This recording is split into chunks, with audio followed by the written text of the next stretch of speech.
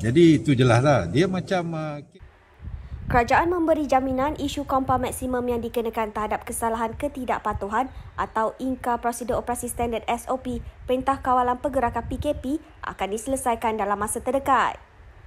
Menteri di Jabatan Perdana Menteri, Parlimen dan Undang-Undang Datuk Seri Taqiyuddin Hassan berkata melalui mesyuarat Jawatankuasa Pengurusan Darurat COVID-19 pada 16 Mac, pihaknya akan memperincikan senarai kesalahan dan jumlah maksimum kompaun membabitkan kesalahan berkenaan. Beliau kata selepas menghadiri program lawatan kerja pengerusi bersama Jawatankuasa Teknikal Pengurusan Darurat COVID-19 Negeri Perlis di Kompleks Dewan Undangan Negeri Dun Perlis. Taqiyuddin berkata peraturan berkenaan terpaksa dilakukan berikutan peningkatan jumlah ketidakpatuhan orang ramai terhadap peraturan PKP.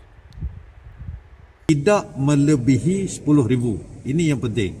Bukan di kompaun 10,000. Boleh di kompaun tidak melebihi 10,000 bergantung kepada degree ataupun tahap kesalahan. Jadi kalau kesalahan itu hanya kesalahan kecil atau kesalahan yang biasa, umpama tak pakai face mask, tidak scan barcode dekat MySejahtera, itu bukan kesalahan yang boleh di kompaun 10,000. Banyak lagi kesalahan-kesalahan lain yang lebih besar. Tapi tak apa. Oleh kerana ada sedikit kekeliruan di dalam pelaksanaan, akta itu akan kekal. Ordinan ini akan kekal. 10,000 pada individu, 50,000 pada syarikat dan perbadan dan sebagainya akan kekal.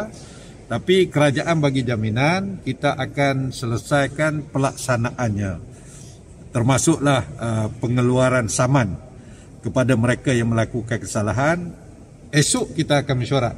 Pagi esok, Jawatankuasa Pengurusan Darurat COVID ni, saya pengurusi bersama dengan Tan Sri Ketua Setiausaha Negara.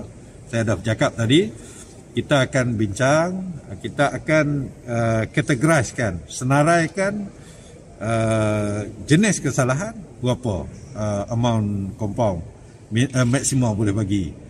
Tadi pun Peguam Negara beritahu, kalau orang tu dia tak nak bayar kompaun, dia boleh pilih pergi ke mahkamah. Pergi mahkamah, dia boleh bagi rayuan atau minta rayuan kepada magistrat.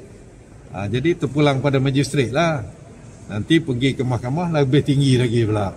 Jadi itulah keadaan-keadaannya. Boleh jadi lebih tinggi, boleh jadi lebih rendah. Itu bergantung lah. Tapi kalau dia bayar kompaun, maknanya dia tak perlu pergi ke mahkamah. Kompaun ini bukan tujuan. Saya nak tegaskan, bukan tujuan kerajaan untuk mengenakan hukuman, semata-mata hukuman, tidak. Segala penalti ataupun denda yang ditetapkan oleh undang-undang termasuk ordinan adalah sebagai langkah pencegahan, sebagai langkah pengajaran, sebagai langkah deterrent, menghalang ataupun mencegah orang daripada terus berleluasa. Kerana apa? Satu ya, kerana COVID.